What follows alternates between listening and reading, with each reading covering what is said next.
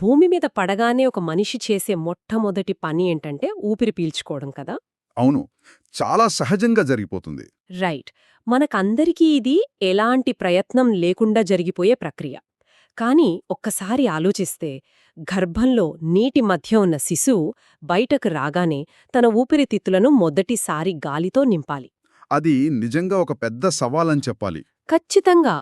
ఆ గాలి సంచులంటే ఆల్వియోలై అంటాం గదా, అవి ఒకదానికొకటి అతుక్కోకుండా ఉండటానికి మన శరీరం లోపల ఒక రకమైన ఆమ్, సబ్బునీళ్ల లాంటి ద్రవం ఉత్పత్తి అవుతుంది. ఒకవేళ పుట్టుకతోనే ఆ ద్రవం తయారు కాకపోతే హ్మ్. అప్పుడు పరిస్థితి చాలా తీవ్రంగా ఉంటుంది. అవును కదా, మన స్వంత శరీరమే మనల్ని ఊపిరి పీల్చుకోనివ్వకుండా చేస్తే ఇక్కడే శ్వాసకోశ వ్యవస్థ యొక్క అసలు సంక్లిష్టత మొదలవుతోంది.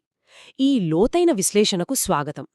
ఈరోజు మన దగ్గరున్న వైద్య మూలాలను ఉపయోగించి మొదటి శ్వాసలో ఎదురయ్యే పుట్టుకతో వచ్చే సమస్యల దగ్గర నుండి అణుస్థాయిలో జరిగే జన్యు లోపాల వరకు మనం చర్చిద్దాం. రైట్. అలాగే తీవ్రమైన పరిస్థితుల్లో ఐసీయూలో రోగులను కాపాడే విధానాల గురించి కూడా మాట్లాడుకుందాం కదా. ఎగ్జాక్ట్లీ. మానవ శ్వాసకోశ వ్యవస్థ ఎలా పనిచేస్తుందో, ఎందుకు విఫలమవుతుందో అడుగడుగునా విశ్లేషిద్దాం. ఈ ప్రయాణంలో మనం కేవలం వ్యాధుల పేర్లు తెలుసుకోవడం లేదు సుమా. ఆ వ్యాధుల వెనక ఉన్న ఒక మెకానిజంను అర్థం చేసుకుంటున్నాం. ఒక కణంలో జరిగే చిన్న పొరపాటు అంటే మొత్తం ఊపిరితిత్తులను ఎలా స్తంభింపజేస్తుందో మనం చూడబోతున్నాం. సరే, ఆ మొదటి శ్వాస సవాలుతోనే మొదలుపెడదాం. నవజాత శిశువులలో శారీరక నిర్మాణం సరిగ్గా జరగపోతే ఊపిరితిత్తులకు అసలు చోటే ఉండదు కదా. అవును. దానికి బెస్ట్ ఉదాహరణ డయాఫ్రగ్మాటిక్ హెర్నియా. ఓ రైట్. ఈ డయాఫ్రగ్మాటిక్ హెర్నియాలో అసలు ఏం జరుగుతుంది? ఏంటంటే ఛాతిని కడుపుని వేరుచేసే డయాఫ్రమ్ కండరంలో పుట్టుకతోనే ఒక రంధ్రం ఉంటుంది. దానివల్ల కడుపులో ఉండాల్సిన పేగులు కాస్త ఛాతీలోకి చొచ్చుకునొస్తాయి. అంటే అప్పుడు ఛాతీలో ఊపిరితిత్తులు పెరగడానికి చోటుండదనమాట. ఎగ్జాక్ట్లీ. ఆ పేగులో ఆక్రమించిన చోట ఊపిరితిత్తులు పెరగలేవు. దీన్నే పల్మనరీ హైపోప్లేసియా అంటారు. ఎక్స్రే తీసి చూస్తే ఊపిరితిత్తులు ఉండాల్సిన చోట పేగుల వలయాలు, అలాగే మనం వేసే ఫీడింగ్ ట్యూబ్ చివర భాగం స్పష్టంగా కనిపిస్తాయి. ఓహో, అది పూర్తిగా భౌతికమైన అడ్డంకి, ఒక మెకానికల్ ప్రాబ్లం లాగా ఉందన్నమాట. అవును. కానీ నిర్మాణమంతా ఖచ్చితంగా ఉన్నా కూడా కొన్నిసార్లు శిశువు నెలలు నిండకుండానే పుడితే సమస్యలొస్తాయి గదా. ఆ, మీరు నియోనాటల్ రెస్పిరేటరీ డిస్ట్రెస్ సిండ్రోమ్ గురించి మాట్లాడుతున్నారా? రైట్. అదే ఎన్ఆర్డిఎస్. మనం ఇందాక మాట్లాడుకున్న ఆ సబ్బు నీళ్లలాంటి ద్రవం అంటే సర్ఫాక్టెంట్ లోపించడం వల్ల ఇది జరుగుతుంది. ఈ సర్ఫాక్టెంట్ పనితీరుని మనం ఒక బెలూన్తో పోల్చి చూస్తే చాలా సులభంగా అర్థమవుతుంది కదా. అవును, ఎలాగో చెప్పండి. అంటే ఒక ప్లాస్టిక్ బెలూన్ లోపల కొద్దిగా నీళ్లు పోసి గాలి తీసేస్తే ఆ బెలూన్ లోపలి గోడలు తడిగా ఉండి ఒకదానికొకటి గట్టిగా అతుక్కుపోతాయి. అప్పుడు మనం ఎంత బలంగా గాలి ఊదినా అది వ్యాకోచించదు కదా. ఖచ్చితంగా. ఆల్వియోయే లోపల కూడా నీటి అణువుల మధ్య ఉండే సర్ఫేస్ టెన్షన్, అదే ఉపరితల ఉద్రిక్తత వల్ల అచ్చమిలాగే జరుగుతుంది. రైట్. సర్ఫాక్టెంట్ ఆ ఉద్రిక్తతను తగ్గిస్తుంది. ఒకవేళ అది లేకపోతే గాలి సంచులు కుప్పకూలిపోతాయి. దాన్నే ఎటిలెక్టాసిస్ అంటాం కదా. అవును. ఆ కుప్పకూలడం వల్ల ఊపిరితిత్తుల సాగే గుణం అంటే కాంప్లయన్స్ అనేది పూర్తిగా తగ్గిపోతుంది. దీనివల్ల శిశువుకు తీవ్రమైన హైపోక్సియా వస్తుంది. ఆ ఒత్తిడికి ఊపిరితిత్తులలో వాపు, ఎడెమా వచ్చి ద్రవం చేరుతుంది కదా. అవును.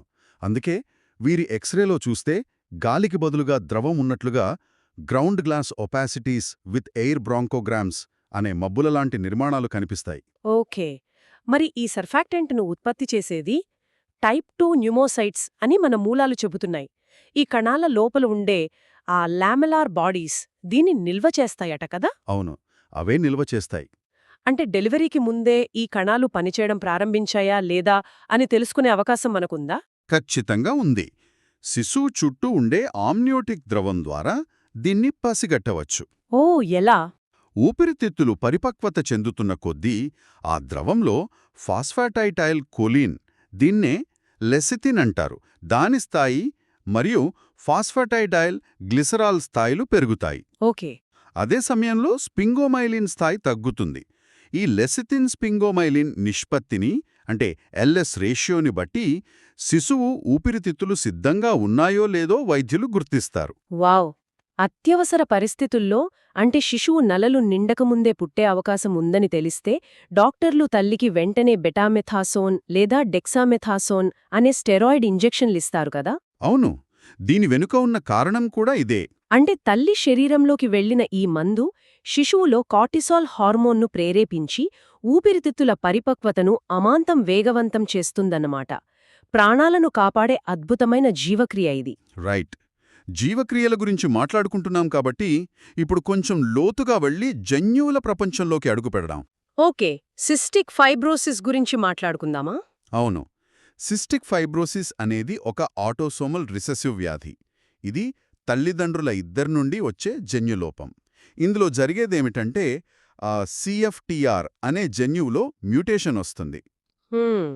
ఈ CFTR అనేది మన కణాల ఉపరితలంపై ఉండే ఒక ప్రోటీన్ ఛానల్ కదా.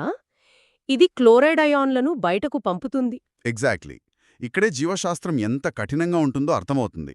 ఈ వ్యాధిలో అత్యంత సాధారణమైన మ్యూటేషన్ ఏంటంటే డెల్టా F558. అంటే డెల్టా F508 వేలాది బేస్ పేర్స్ ఉన్న ఒక జన్యువులో సరిగ్గా 508వ అమైనో యాసిడ్ వద్ద కేవలం 3 బేస్ పేర్స్ తొలగిపోతాయి కదా. అవును, ఒకే ఒక అమైనో యాసిడ్ మిస్ అవుతుంది. కానీ మన కణాల లోపల ప్రోటియేసోమ్ అనే ఒక కఠినమైన క్వాలిటీ కంట్రోల్ ఇన్స్పెక్టర్ ఉంటుంది. Wait, quality control ఇన్స్పెక్టరా?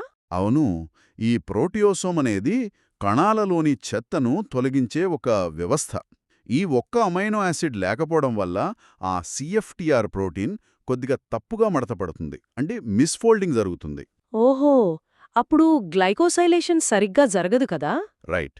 అప్పుడు ఆ ప్రోటియోసోమ్ ఏమనుకుంటుందంటే ఇది సరైన ఆకృతిలో లేదు కాబట్టి ఇది పనికిరాదు అని నిర్ణయించి ఆ ప్రోటీన్ కణం ఉపరితలంపైకి చేరుకోకముందే దాన్ని పూర్తిగా నాశనం చేస్తుంది.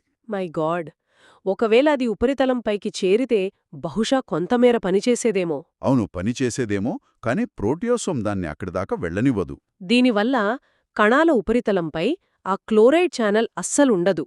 ఫలితంగా శ్వాసకోశంలోని ఎపిథీలియల్ కణాలు క్లోరైడ్ను స్రవించలేవు. పైగా క్లోరైడ్ బయటకు రాకపోవడం వల్ల సోడియం అబ్జార్ప్షన్ అంటే శోషణ విపరీతంగా పెరుగుతుంది. ఉప్పు ఎక్కడికి వెళితే నీరు అక్కడికి వెళ్తుందనేది జీవశాస్త్రంలో ఒక ముఖ్య సూత్రం కదా. సోడియం కణాల లోపలికి వెళ్లడం వల్ల శ్వాసనాళాల్లోని నీరంతా కణాల లోపలికి లాగేబడుతుంది. ఎగ్జాక్ట్లీ. అప్పుడు ఆ శ్వాసనాళాల్లో ఉండే శ్లేష్మం, అదే మ్యూకస్, నీరు లేక చాలా చిక్కగా జిగటగా మారుతుంది. ఆ చిక్కటి శ్లేష్మం ఊపిరితిత్తులలో పేరుకుపోతే అది సూక్ష్మ జీవులకు ఆవాసంగా మారుతుంది కదా. అవును, ముఖ్యంగా సూడోమోనాస్ అనే బ్యాక్టీరియా ఈ శ్లేష్మంలోకి చేరి తన చుట్టూ ఒక రక్షణ కవచం లాంటి బయోఫిల్మ్ను ఏర్పాటు చేసుకుంటుంది. ఇది ఒక gram negative rod bacteria. Biofilm ఉండటం వల్ల యాంటీబయోటిక్స్ కూడా లోపలికి వెళ్లలేవు కదా. రైట్. ఈ నిరంతర ఇన్ఫెక్షన్ల వల్ల సిస్టిక్ ఫైబ్రోసిస్ రోగులలో తరచుగా న్యూమోనియా రావడం, ఆ శ్వాసనాళాలు శాశ్వతంగా విస్తరించి దెబ్బతినే బ్రాంకెక్టాసిస్ రావడం జరుగుతుంది. చివరకు ఊపిరితిత్తుల వైఫల్యం వల్ల గుండె కుడిభాగం దెబ్బతినే కోర్ పల్మోనేల్ కూడా వస్తుంది కదా. మరణానికి కూడా ఇవే ప్రధాన కారణాలనుకుంటా. అవును. అయితే విచిత్రమేమిటంటే ఈ ఛానల్ ఊపిరితిత్తులలో ఒకలాగా, చెమట గ్రంథుల్లో మరోలాగా పనిచేస్తుంది. ఓ, చెమట గ్రంథుల్లోనా? అవును. చెమట గ్రంథుల్లో సోడియం, క్లోరైడ్లను తిరిగి శరీరంలోకి గ్రహించడానికి అంటే రీఅబ్జార్బ్ చేసుకోవడానికి ఈ ఛానల్ ముఖ్యం. అక్కడ ఈ ఛానల్ లేకపోవడం వల్ల వీరు ఎండలో తిరిగినా, వ్యాయామం చేసినా చెమట ద్వారా ఉప్పు అంతా బయటకు పోతుంది. అందుకే వీరి చెమట చాలా ఉప్పగా ఉంటుంది కదా.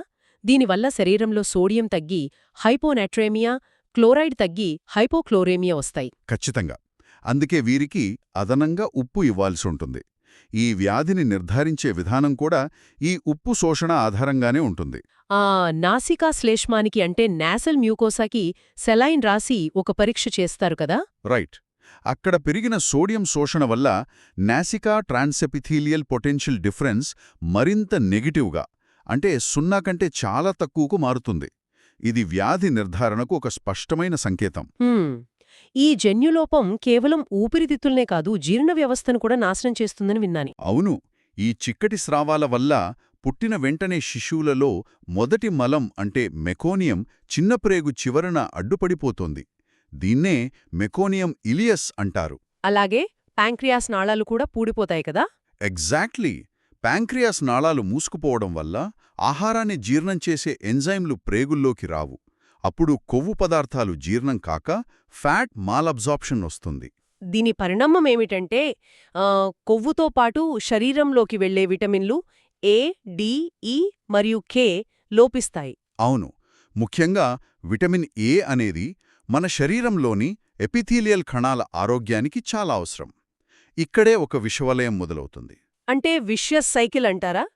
ఈ విటమిన్ ఏ లోపం వల్ల దీన్నే ఏ విటమినోసిస్ ఏ అంటారు కదా, శ్వాసకోశం, మూత్రనాళాలు మరియు ప్యాంక్రియాస్లో శ్లేష్మాన్ని స్రవించే కణాలు తమ లక్షణాన్ని కోల్పోతాయి. రైట్. కోల్పోయి చర్మంలాగా గట్టిపడిపోయిన కెరాటినైజింగ్ ఎపిథీలియంగా మారిపోతాయి. దీన్నే స్క్వామస్ మెటాప్లేజియా అంటారు. కంటిలో ఇది వస్తే కండ్లకలక లేదా రేచీకటి వస్తుంది. ఊపిరితిత్తులలో వస్తే ఆ శ్లేష్మ వ్యవస్థ మరింత దెబ్బతింటుంది. అంటే ఒకే ఒక అమైనో యాసిడ్ లోపం కంటిచూపు నుండి శ్వాసకోశం వరకు ఎలా బలి తీసుకుంటుందో మనం అర్థం చేసుకోవచ్చు. అవును, జన్యుపరమైన సవాళ్లు ఒక ఎత్తైతే ఏ లోపమో లేని ఆరోగ్యవంతమైన పెద్దవారి ఊపిరితిత్తులు కూడా బయటి ఒత్తిళ్ల వల్ల ఎలా విఫలమవుతాయో చూడడం ఇంకో ఎత్తు. ఇప్పుడు మనం అక్యూట్ కండిషన్స్ గురించి మాట్లాడుకుందామా? అవును. ఉదాహరణకు హైపాక్సిమియా లేదా రక్తంలో ఆక్సిజన్ తగ్గిపోవడానికి 5 ప్రధాన కారణాలున్నాయి. వీటిని మనం కొంచెం తార్కికంగా ఆలోచిస్తే సులభంగా అర్థమవుతాయి. ఓకే, ఆ 5 కారణాలేంటో చూద్దాం. రక్తంలో ఆక్సిజన్ లేదు అంటే దాని కారణం 1. మనం సరిగ్గా గాలి పీల్చుకోకపోవడం, అంటే ఆల్వియోలార్ హైపోవెంటిలేషన్. 2. మనం పీల్చే గాలిలోనే ఆక్సిజన్ తక్కువగా ఉండటం కదా? రైట్. ఎత్తైన ప్రదేశాలకి వెళ్ళినప్పుడు ఇలా జరుగుతుంది. మిగతా 3 కారణాలు ఊపిరితిత్తుల లోపలి మెకానిజంకు సంబంధించినవి. 3. గాలికి మరియు రక్తానికి మధ్య సరైన సమన్వయం లేకపోవడం, దీన్నే వెంటిలేషన్ పర్ఫ్యూజన్ లేదా విక్యూ మిస్మ్యాచ్ అంటారు. ఎగ్జాక్ట్లీ. 4 ఏంటంటే గాలి ఆల్వియోలైలోకి వచ్చినా అది మందమైన గోడల వల్ల రక్తంలోకి చొచ్చుకుపోయకపోవడం. దీన్నే డిఫ్యూజన్ ఇంపైర్మెంట్ అంటారు. ఇక 5వది అత్యంత ప్రమాదకరమైనది రైట్ టు లెఫ్ట్ షంటింగ్ కదా? అవును. డాక్టర్లు ఈ 5 ఏది కారణమో తెలుసుకోవడానికి ఏఏ గ్రేడియంట్ అంటే ఆల్వియోలార్ ఆర్టీరియల్ ఆక్సిజన్ గ్రేడియంట్ని లెక్కిస్తారు. ఇక్కడ ఏ అంటే ఆల్వియోలై లోపల ఉన్న ఆక్సిజన్, స్మాల్ ఏ అంటే ధమనుల్లో ఉన్న ఆక్సిజన్. ఈ రెండింటి మధ్య ఉన్న వ్యత్యాసమే గ్రేడియంట్ కదా? రైట్. మొదటి 2 కారణాల్లో అసలు ఊపిరితిత్తు లోపలికి వచ్చే గాలే తక్కువ. కానీ ఊపిరితిత్తుల పనితీరు బాగుంటుంది కాబట్టి అది నేరుగా రక్తంలోకి వెళ్తుంది. కాబట్టి అక్కడ గ్రేడియంట్ సాధారణంగా ఉంటుంది. కాని మిగతా 3 ఊపిరితిత్తుల లోపల గాలి ఉన్నా రక్తంలోకి వెళ్లదు. కాబట్టి గ్రేడియంట్ చాలా ఎక్కువగా ఉంటుందన్నమాట. ఖచ్చితంగా. ఆ రైట్ టు లెఫ్ట్ షంట్ అనేది మనం విశ్లేషించాల్సిన ముఖ్యమైన అంశం. ఒకవేళ ఊపిరితిత్తులలో తీవ్రమైన ఎడీమా వచ్చి ద్రవం నిండిపోతే రక్తం ఆల్వియోలై చుట్టూ ప్రవహిస్తుంది, కానీ ద్రవం అడ్డుగా ఉండటం వల్ల ఆక్సిజన్ను తీసుకోలేదు. ఓహో, దీన్నే ఇంట్రాపల్మనరీ షంట్ ఎఫెక్ట్ అంటారు కదా? అంటే రక్తం ఆక్సిజన్ తీసుకోకుండానే కుడి గుండె నుండి నేరుగా ఎడమ గుండెకు వెళ్ళిపోతుంది. అవును. ఇలాంటి సమయంలో రోగికి బయట నుండి 100% ఆక్సిజన్ మాస్క్ పెట్టినా రక్తంలో ఆక్సిజన్ స్థాయి ఏమాత్రం పెరగదు. నిజంగానా? ఎంత ఆక్సిజన్ ఇచ్చినా ప్రయోజనం ఉండదన్నమాట. రైట్. ఇలా ఊపిరితిత్తులను ద్రవం నిండిపోయే అత్యంత తీవ్రమైన పరిస్థితినే ఏఆర్డిఎస్ లేదా అక్యూట్ రెస్పిరేటరీ డిస్ట్రెస్ సిండ్రోమ్ అంటారు. ఎక్స్రేలో 2 ఊపిరితిత్తుల నిండా ద్రవం చేరిన బైలేటరల్ పల్మనరీ ఇన్ఫిల్ట్రేట్స్ కనిపిస్తాయి కదా? ఇది తీవ్రమైన న్యూమోనియా, సెప్సిస్, భారీ గాయాల వల్ల వస్తుంది. అవును. కానీ ఆశ్చర్యకరంగా కడుపులో ఉండే ప్యాంక్రియాస్ వాపు అంటే ప్యాంక్రియాటైటిస్ వల్ల కూడా ఊపిరితిత్తులు దెబ్బతింటాయి తెలుసా? వెయిట్, కడుపులో ఉన్న ప్యాంక్రియాస్కి ఛాతీలో ఉన్న ఊపిరితిత్తులకి సంబంధమేమిటి? ఇక్కడే రోగనిరోధక వ్యవస్థ తన పంథా మారుస్తుంది.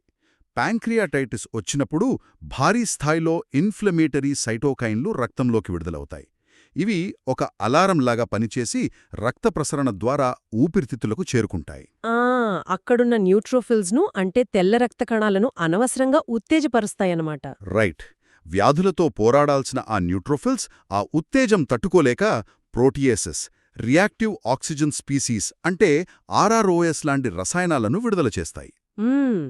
ఇవి ఊపిరితిత్తులలోని రక్తనాళాల గోడలను ధ్వంసం చేస్తాయి కదా. ఆ రంధ్రాల గుండా ప్రోటీన్లతో కూడిన ద్రవం రక్తనాళాల నుండి బయటకు వచ్చి ఆల్వియోలైలోకి చేరుతుంది. ఎగ్జాక్ట్లీ. దీన్నే ఎక్స్యూడేటివ్ నాన్ కార్డియోజెనిక్ పల్మనరీ ఎడిమా అంటారు. ఇది గుండె వైఫల్యం వల్ల వచ్చింది కాదు కాబట్టి పల్మనరీ క్యాపిలరీ వెడ్జ్ ప్రెషర్ అంటే పీసీడబ్ల్యూపీ సాధారణ స్థాయిలోనే 6 నుండి 12 mmHg మధ్య ఉంటుంది. ఓకే, ఈ ఏఆర్డిఎస్ అనేది కొన్ని దశల్లో జరుగుతుంది అని విన్నాను. మొదట ద్రవం ప్రోటీన్లు చేరడం వల్ల ఆల్వియోలై లోపలి గోడల చుట్టూ మైనప్ లాంటి ఒక దళసరి పొర ఏర్పడుతుంది గదా. అవును, దీన్నే హైలిన్ మెంబ్రేన్స్ అంటారు. ఆ తర్వాత దశలో ఆ దెబ్బతిన్న కణాలను సరిచేయడానికి కొల్లాజెన్ చేరి అది గట్టిపడిపోతుంది. దీన్నే ఫైబ్రోసిస్ అంటారు. ఈ ఏఆర్డిఎస్ నుండి ప్రాణాలతో బయటపడిన రోగులలో కూడా ఊపిరితిత్తుల సామర్థ్యం, ముఖ్యంగా డిఫ్యూజన్ కెపాసిటీ, కొన్ని నెలలు లేదా సంవత్సరాల పాటు తగ్గిపోయి ఉంటుంది కదా. ఖచ్చితంగా. మెల్లగా కోలుకున్నా కొందర్లో ఆ శాశ్వత ఫైబ్రోసిస్ అలాగే ఉండిపోతుంది. అయితే ఇవన్నీ రోగాల వల్ల వచ్చేవి. ఏ రోగమూ లేకుండా కేవలం భౌగోళిక పరిస్థితుల వల్ల కూడా ఊపిరితిత్తులు దెబ్బతింటాయి. అదే హై ఆల్టిట్యూడ్ పల్మనరీ ఎడిమానా. ఎత్తైన పర్వతాలకు వెళ్లిన కొద్ది రోజుల్లోనే ఆరోగ్యవంతులకు కూడా దగ్గు, శ్వాస తీసుకోవడంలో ఇబ్బంది మొదలవుతాయి. నములో ఆక్సిజన్ తక్కువగా ఉన్నప్పుడు మన ఊపిరితిత్తులలోని రక్తనాళాలు కుంచుకుపోతాయి. దీన్నే హైపాక్సిక్ పల్మనరీ వాసోకన్స్ట్రిక్షన్ అంటారు. ఇలా చేయడం ద్వారా ఆక్సిజన్ ఉన్నవైపు రక్తాన్ని పంపాలని శరీరం ప్రయత్నిస్తుందన్నమాట.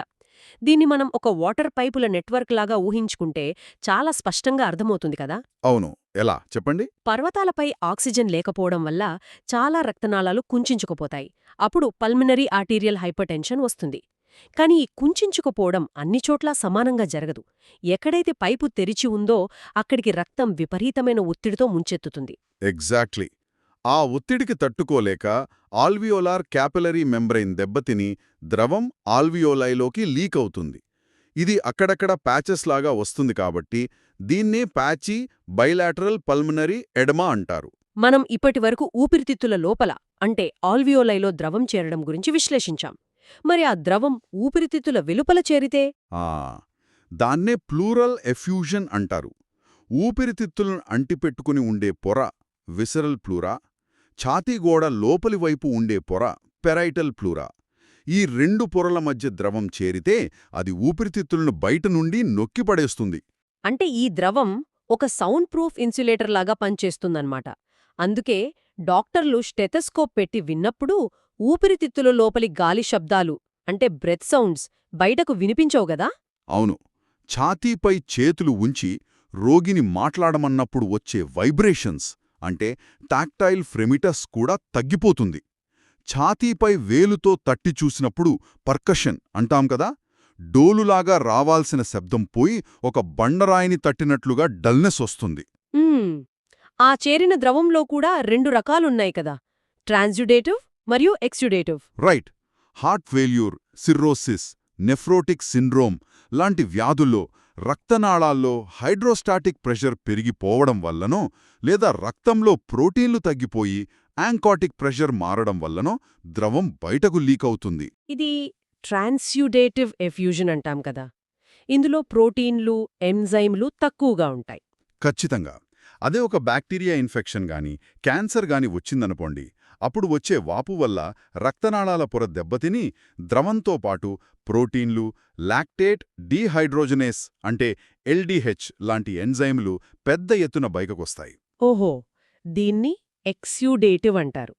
దీన్ని నిర్ధారించడానికి లైట్స్ క్రైటీరియా వాడతారు కదా. అవును, ప్లూరల్ ద్రవం మరియు సీరం ప్రోటీన్ నిష్పత్తి 0.5 కంటే ఎక్కువగా ఉన్నా లేదా ద్రవం మరియు సీరం ఎల్డీహెచ్ నిష్పత్తి 0.6 కంటే ఎక్కువగా ఉన్నా అది ఎక్స్యూడేటివ్ ఎఫ్యూజన్ అని డాక్టర్లు గుర్తిస్తారు. సరే, ఈ ద్రవాల విషయం పక్కన పెడితే కొన్నిసార్లు భౌతికంగా ఆహారం కూడా ఊపిరితిత్తులను దెబ్బతీస్తుంది కదా. దీన్నే ఆస్పిరేషన్ న్యూమోనియా అంటారు కదా. రైట్. ముఖ్యంగా డిమెన్షియా లేదా పక్షవాతం అంటే హెమిపెరసిస్ ఉన్న వృద్ధరోగులలో మింగే కండరాలు సరిగ్గా పనిచేయవు. దాన్నే డిస్ఫేజియా అంటారు. ఆ అప్పుడు వారు తినే ఆహారం లేదా లాలాజలం పొరపాటున శ్వాసనాళంలోకి వెళ్ళిపోతుంది. గురుత్వాకర్షణ శక్తి వల్ల ఆ వ్యర్థాలు ఊపిరితిత్తుల కింది భాగానికి చేరుకొని అక్కడ ఇన్ఫెక్షన్ కలగచేస్తాయి. దీన్నే డిపెండెంట్ లంగ్ కన్సాలిడేషన్ అంటారు కదా. ఎగ్జాక్ట్లీ. ఇవన్నీ లోపల నెమ్మదిగా జరిగే నష్టాలు. కానీ ఒక అలర్జీ మన శ్వాసను క్షణాల్లో ఎలా ఆపేస్తుందో తెలుసా? మీరు ఎనాఫిలాక్సిస్ గురించి చెప్తున్నారా? ఇది ఒక టైప్ 1 హైపర్సెన్సిటివిటీ రియాక్షన్ కదా. అవును. ఏదైనా అలర్జెన్, ఉదాహరణకు వేరుశనగ లేదా పెన్సిలిన్ మందు శరీరంలోకి ప్రవేశించగానే అది మన రక్తంలో తిరిగే బాసోఫిల్స్ లేదా కణజాలాల్లో ఉండే మాస్ట్ కణాల వద్దకు వెళ్తుంది. మ్మ్. ఆ కణాల ఉపరితలంపై ముందుగానే అతుక్కుని ఉన్న ఐజీఈ అంటే ఇమ్యూనోగ్లోబ్యులిన్ ఈ అణువులతో ఈ అలర్జెన్ కలుస్తుంది. ఒకేసారి 2 ఐజీఈ అణువులను కలుపుతూ క్రాస్ లింక్ చేస్తుంది కదా. రైట్. ఈ క్రాస్ లింకింగ్ జరగగానే ఆ మాస్ట్ కణాలకు ఒక సిగ్నల్ వెళ్తుంది. వెంటనే ఆ కణాలు బద్దలైపోయి తమలో నిల్వ ఉన్న హిస్టామిన్, హెపారిన్ వంటి రసాయనాలను ఒక్కసారిగా రక్తంలోకి విడుదల చేస్తాయి. ఆ హిస్టమిన్ వల్ల రక్తనాళాలు విపరీతంగా వ్యాకోచించి రక్తపోటు పడిపోతుంది. అదే సమయంలో శ్వాసనాళాలు గట్టిగా కుంచుకుపోయి ఊపిరాడదు కదా. ఇది ప్రాణాంతకమైన పరిస్థితి. ఖచ్చితంగా. ఇలాంటి ప్రాణాంతకమైన పరిస్థితులు అంటే అనాఫిలాక్సిస్ లేదా ఏఆర్డిఎస్ లాంటివి వచ్చినప్పుడు రోగులను ఐసీయూలో వెంటిలేటర్పై ఉంచి ఎలా కాపాడతారో అర్థం చేసుకోవడం చాలా ఆసక్తికరం. ఇందాక మనం రైట్ టు లెఫ్ట్ షంట్ గురించి మాట్లాడుకున్నప్పుడు 100% ఆక్సిజన్ కూడా పనిచేయదని తెలుసుకున్నాం కదా. దానికి పరిష్కారంగా డాక్టర్లు వెంటిలేటర్లో పీప్ అంటే పాజిటివ్ ఎండ్ ఎక్స్పిరేటరీ ప్రెషర్ అనే సెట్టింగ్ను ఉపయోగిస్తారు కదా. అవును. అంటే రోగి గాలి వదిలేసిన తర్వాత కూడా వెంటిలేటర్ కొంత ఒత్తిడిని గాలి సంచులలో అలాగే ఉంచుతుంది. ఒక బెలూన్ పూర్తిగా గాలిపోయి ముడుచుకుపోకుండా మనం వేలుతో అడ్డుకున్నట్లు అనమాట. ఈ పీప్ ద్వారా కుప్పకూలిన ఆల్వియోలైలు బలవంతంగా తెరుచుకుంటాయి. ద్రవమున్న చోట కూడా గాలి ఒత్తిడి ఉండటం వల్ల ఆక్సిజన్ నెమ్మదిగా రక్తంలోకి వెళుతుంది.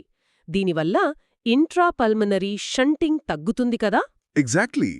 గాలి వదిలేసిన తర్వాత కూడా ఊపిరితిత్తులలో మిగిలి ఉండే గాలి పరిమాణాన్ని ఫంక్షనల్ రెసిడ్యువల్ కెపాసిటీ అంటే ఎఫ్ఆర్సి అంటారు.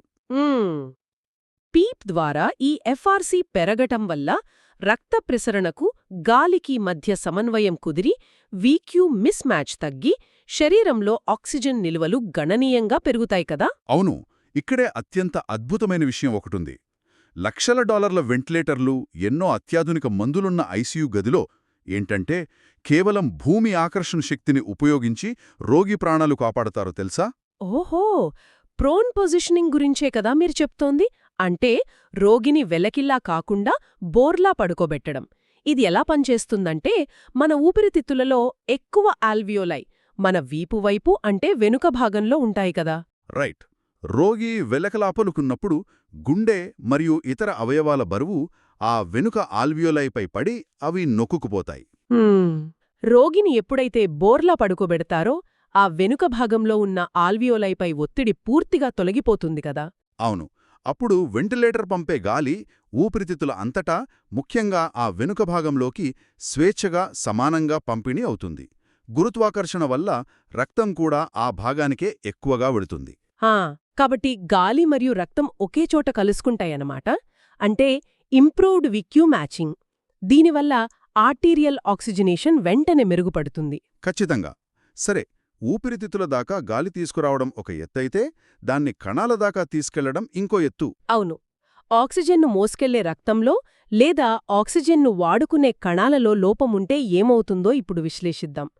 ఐరన్ డెఫిషియన్సీ అనీమియా అనే కండిషన్ తీసుకుంటే రక్తంలో మొత్తం ఆక్సిజన్ కంటెంట్ ఎంత ఉందో తెలుసుకోవటానికి ఒక లెక్క ఉంది కదా.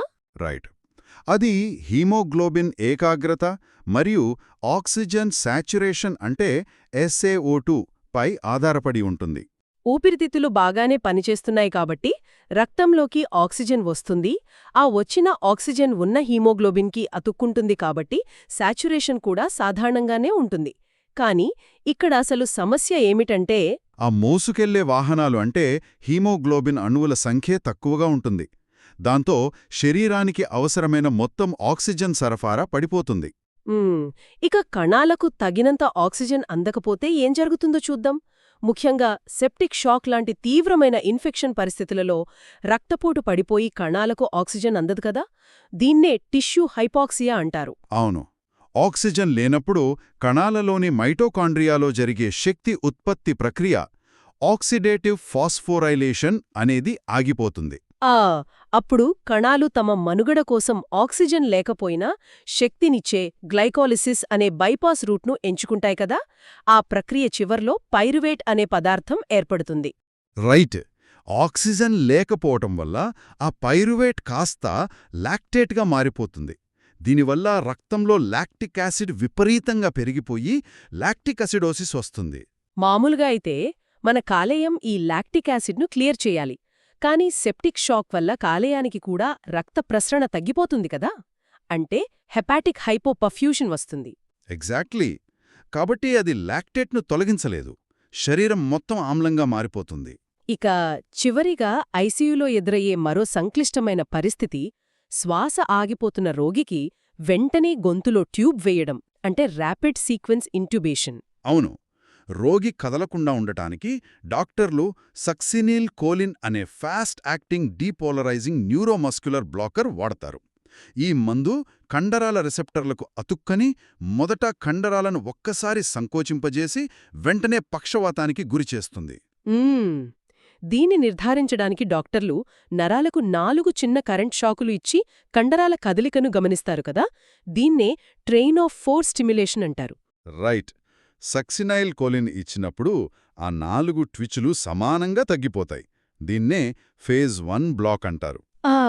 ఈ మందు ప్రత్యేకత ఏమిటంటే రక్తంలో ఉండే ప్లాస్మా సూడోకోలినెస్టరేజ్ అనే ఎంజైమ్ దీనిని వేగంగా విచ్ఛిన్నం చేస్తుంది. కాబట్టి ఆ పక్షవాతం కేవలం కొద్ది నిమిషాలు మాత్రమే ఉంటుంది. ట్యూబ్ వేసిన తర్వాత రోగి మళ్లీ తనకి తాను శ్వాస తీసుకోవచ్చు. కానీ ఇక్కడే ఒక ముఖ్యమైన ప్రశ్న ఎదురవుతుంది.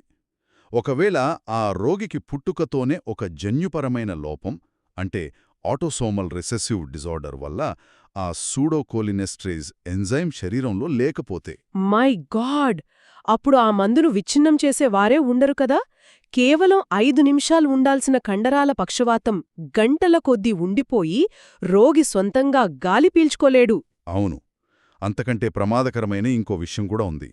ఆ మందును అలాగే ఎక్కువసేపు ఇస్తూ ఉంటే కండరాల రిసెప్టర్ల స్వభావం పూర్తిగా మారిపోతుంది. అది ఫేజ్ 2 బ్లాక్లోకి వెళ్ళిపోతుంది, అంటే నాన్ డీపోలరైజింగ్ బ్లాక్. అప్పుడు ఆ 4 కరెంట్ షాకులు సమానంగా కాకుండా మొదటిది బలంగా, రెండోది తక్కువగా, నాలుగోది అసలు లేకుండా అలా క్రమంగా క్షీణిస్తూ వస్తాయి కదా. ఎగ్జాక్ట్లీ. అంటే ఐసీయూలో ఒక ప్రాణాన్ని రక్షించడానికి వాడే సాధారణ మందు కూడా ఆ రోగి జన్యువుల ఆధారంగా ఎంత భిన్నంగా, ప్రమాదకరంగా ప్రతిస్పందిస్తుందో ఇది స్పష్టం చేస్తుంది. అవును. పుట్టుకతో వచ్చే సర్ఫాక్టెంట్ మరియు సిస్టిక్ ఫైబ్రోసిస్ జన్యు లోపాల దగ్గర్నుండి పెద్దవారిలో ఊపిరితిత్తులు దెబ్బతినే ఏఆర్డీఎస్, ప్లూరల్ ఎఫ్యూజన్ లాంటి ద్రవాల ఒత్తిళ్లు మనం చూశాం. రైట్. అలాగే ఐసీయూలో ఆక్సిజన్ సరఫరా, అసిడోసిస్ వంటి జీవక్రియల వరకు శ్వాసకోశ వ్యవస్థ ఎంత సున్నితంగా, అదే సమయంలో ఎంత సంక్లిష్టంగా పనిచేస్తుందో మనం వివరంగా తెలుసుకున్నాం. ఎగ్జాక్ట్లీ. మనమిందాక మాట్లాడుకున్నట్లు రోగిని బోర్లా పడుకోబెట్టడం, అదే ప్రోన్ పొజిషనింగ్ వల్ల గురుత్వాకర్షణ శక్తి ద్వారా ఊపిరితిత్తుల వెనుక భాగంలోని ఆల్వియోలై తెరుచుకుని ప్రాణాలు నిలబడతాయని చూశాం.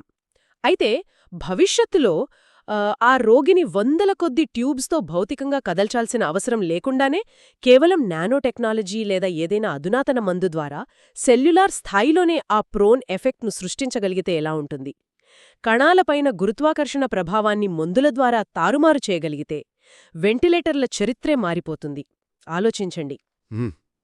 ఈ లోతైన విశ్లేషణను ఇంత ఆసక్తికరంగా విన్నందుకు ధన్యవాదాలు. Breathe easy